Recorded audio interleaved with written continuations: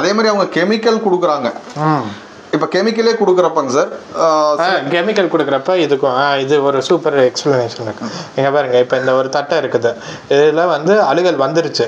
நம்ம பயோ கொடுக்குறப்ப என்ன ஆகும், இப்போ இந்த பயோ வந்து மேலே போய் ப்ரொடெக்ஷன் கொடுக்குது, ஏர் லேயர் வந்து ஸ்டாப் பண்ணுது, இதில் வந்து ஜெர்மினேஷன் ஆரம்பிக்குது. அப்போ என்ன ஆகுதுன்னா இந்த தட்டை வந்து உடனே வந்து கீழே விழுந்து அழுகிரும். ஆனால் கெமிக்கல் கொடுக்குறப்ப என்ன ஆகும், அப்படியே ஜெர்மினேஷனை ஸ்டாப் பண்ணும். நீங்கள் பாருங்கள், இங்கே இப்போ ஃபுல்லாக கொடுத்தோன்னே ஜெர்மினேஷன் ஃபுல்லாக ஸ்டாப் பண்ணிடும்.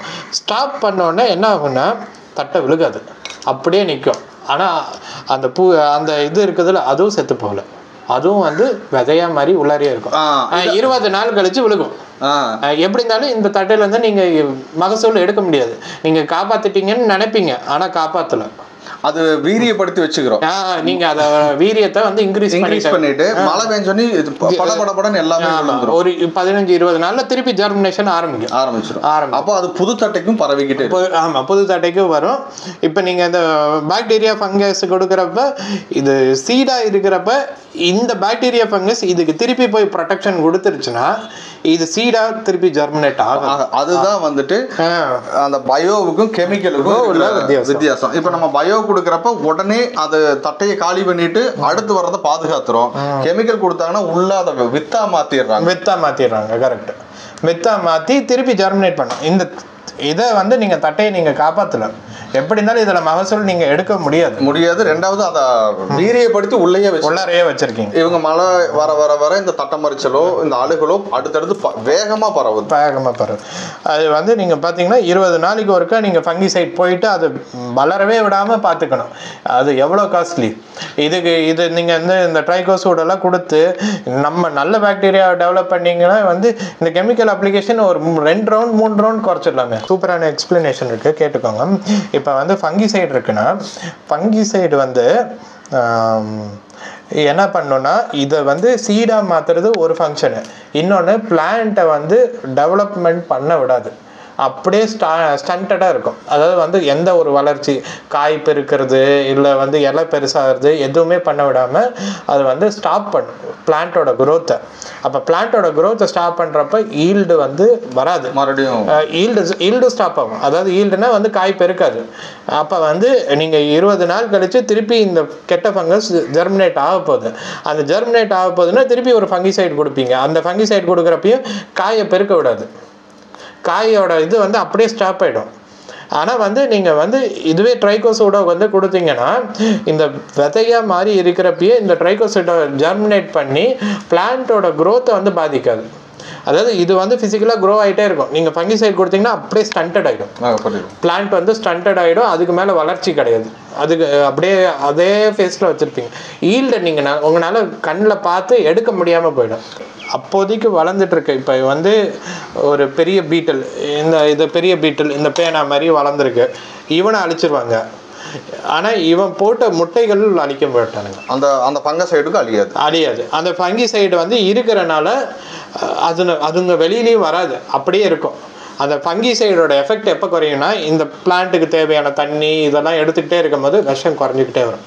ஒரு 20 நாளில் இந்த பிளான்ட்டில் இருக்கிற விஷம் குறையிறப்ப இந்த வித்துக்கள் திருப்பி உருவாகி திருப்பி அடிக்கும், மறுபடியும் செடி ஸ்ட்ரெஸ் ஆகி. ஆமாம், இது இப்போ இந்த ஃபங்கிசைடு இருக்கிற வரைக்கும் இந்த பிளான்ட்டும் வந்து டெவலப் ஆகாது. அதுவும் வந்து டவுன் ஃபேஸில் தான் இருக்கும், ஈல்டு எடுக்க முடியாது ஃபார்மர். இப்போ இது விதையாக இருக்கிறப்ப, இது சிஸ்டமிக்காக இந்த விதையாக இருக்கிறப்ப நீங்கள் ட்ரைகோசூடெல்லாம் போட்டிங்கன்னா இங்கே வந்து இந்த இடத்துல இவனுங்க விதையாக உட்காந்துருக்கானுங்க, இந்த இடம்லாம் ட்ரைகோசூடெல்லாம் வளர்த்து வச்சுட்டீங்க. அப்போ இது டெவலப் ஆகும். இந்த இடத்துலேருந்து இவன் இங்கே வரதுக்கு கஷ்டப்படுவான், வரமாட்டான். அப்போ வந்து பிளான்ட் வந்து 20 நாள் கழித்து அந்த டவுன் ஃபேஸ்லேருந்து டெவலப்மெண்ட் ஸ்டேஜுக்கு வரப்போ நோய் தாக்குதலும் குறையும், இருக்காது, மேக்ஸிமம் இருக்காது. 2 அப்ளிகேஷன் பண்ணுறப்பெல்லாம் இருக்காது. ஈல்டை எடுக்க ஆரம்பிச்சிடலாம். ஃபார்மர் வந்து கண்ணில் பார்க்குற ஈல்டை எடுக்க ஆரம்பிச்சிடலாம் கைக்கு.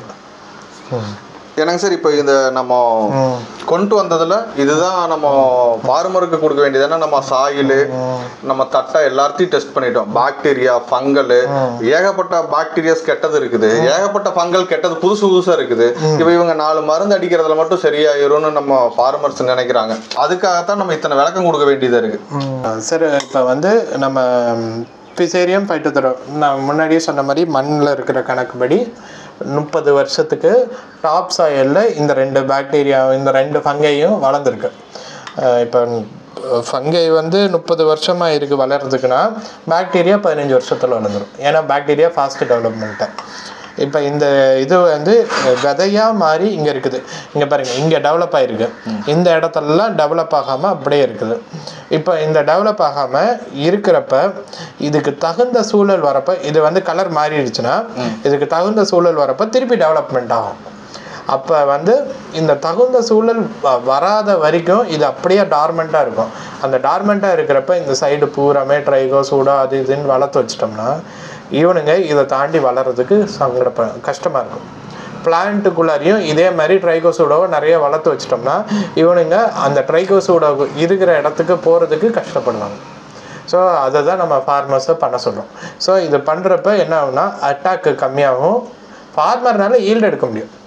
அழுகல் குறையிலேன்னு கேட்காதீங்க, ஈல்டு உங்களால் எடுக்க முடியும். ஈல்டை வந்து கீழே ட்ராப் பண்ணாமல் எடுக்க முடியும். நீங்கள் ஃபங்கிசைடு மட்டும் யூஸ் பண்ணிகிட்டு இருக்கப்போ என்ன ஆகுனா இந்த விதை வந்து இருந்துக்கிட்டே இருக்கும், விதை வந்து திருப்பி ஜெர்மினேட் பண்ணிகிட்டே இருக்கும். ஃபங்கிசைடு வந்து உங்களுக்கு வந்து பிளான்ட்டோட க்ரோத் ஃபேஸை வந்து ஸ்டாப் பண்ணிடும், ஈல்டு எடுக்க முடியாது. நீங்கள் பயோ வந்து யூஸ் பண்ணுறப்ப பயோ ஃபங்கிசைடும் யூஸ் பண்ணுறப்ப என்ன ஆகுனா ஃபங்கிசைடு வந்து இதை போய் விதையாக மாற்றுது. விதையாக மாற்றினதுக்கப்புறம் ட்ரைகோசூடெல்லாம் போட்டு இதோட காலனிஸ் வந்து குறைக்கணும். ஆனால் அந்த ட்ரைகோசூடா வந்து நம்ம திருப்பி ரிட்டர்னாக வந்து கொடுத்துக்கிட்டே இருக்கணும். ஏன் ஃப்ரீக்வெண்ட்டாக ஏன் கொடுக்கணும்னா புது வேர் அடிக்குது, புது செம்பு அடிக்குது. ஸோ டார்கெட்டான இந்த பிளான்ட்லாம் திருப்பி வளர்ந்துக்கிட்டே இருக்கணும். அப்போ கொடுக்குறப்ப ஃபங்கிசைடை குறைச்சிடலாம். அந்த நம்ம ஈல்டு எடுத்துடலாம். ஆனால் அதே மாதிரிங்க சார், ஒரு பாதிப்பு வந்தாலும் சீக்கிரம் ரெக்கவர் ஆயிரும். ஆமாம், ஏன்னா இந்த பிசேரியம் பைட்டோத்தோராவோட பூஞ்சான வித்துகள் கம்மியாக இருக்குது. அது ஜெர்மினேட் ஆனாலும் கொஞ்சமாக தான் ஜெர்மினேட் ஆகும். இப்போ நீங்கள் சொன்ன மாதிரி தான் சார். ஏன்னா இப்போ டக்குன்னு மழை வர, அதாவது வந்து ஒரு குழியில் வந்து நம்ம ஒரு விதை போட்டு வரப்போ வந்து ஒரு 50% ஜெர்மினேஷன் ரேட் இருக்குதுன்னு வச்சுக்கோங்களேன். அதுவே ஒரு குழியில் 2 விதை போடுறப்ப என்ன ஆகுது, ஒரு ஜெர்மினேஷன் ரேட் 80%. இதுவே 3 விதை போடுறப்ப 95%க்கு வந்துடுது. அதே தான் நம்ம பண்ண சொல்லுவோம். நிறைய பாக்டீரியா ஃபங்கஸை வளர்த்து வைங்க. அப்போ வந்து இதோட ஜெர்மினேஷன் அதிகமாக இது வளராமல் தடுக்கிறது தான் நம்ம பண்ண சொல்லுவோம், ஈல்டு எடுக்க முடியும். இப்போ அதே மாதிரிங்க சார், இப்போ ஃபார்மர்ஸ் வந்துட்டு நம்ம கொடுக்குறோம், ஒரு கொடுத்துட்டு இருக்கிற ஃபீல்டையும் சில இடங்கள்ல ஒரு அழுகல் வருது அப்படின்னா, ஏன்னா அந்த பைட்டோத்தோரா பிசேரியத்தோட கண்ட்ரோல் பண்ணி வச்சிருக்கிறது. இப்போ மழை வர்றப்ப நல்லா அதுக்கு வரப்ப வந்து ஈஸியாக டெவலப் ஆகும். அந்த டெவலப்மெண்ட்டுக்கு நம்ம முதல்ல இருந்தே இதை கொடுத்துருந்தோம்னா தடுத்து வச்சிருக்கோம். கொஞ்சமா வர்றப்போ ஒரு பாதிப்பு வந்து ஒரு 30-40%ங்கிறத விட ஒரு 10-5% 5% அதுக்குள்ளே தான் அந்த பாதிப்பு இருக்கும். சீக்கிரம் ரெக்கவரும் ஆகிரும். ஆமாம் இல்லைங்களா சார்? நம்ம இந்த மாதிரி கொடுக்குறப்போ ஏன்னா எனக்கு வந்துச்சு அப்படின்னு கேட்குறாங்க.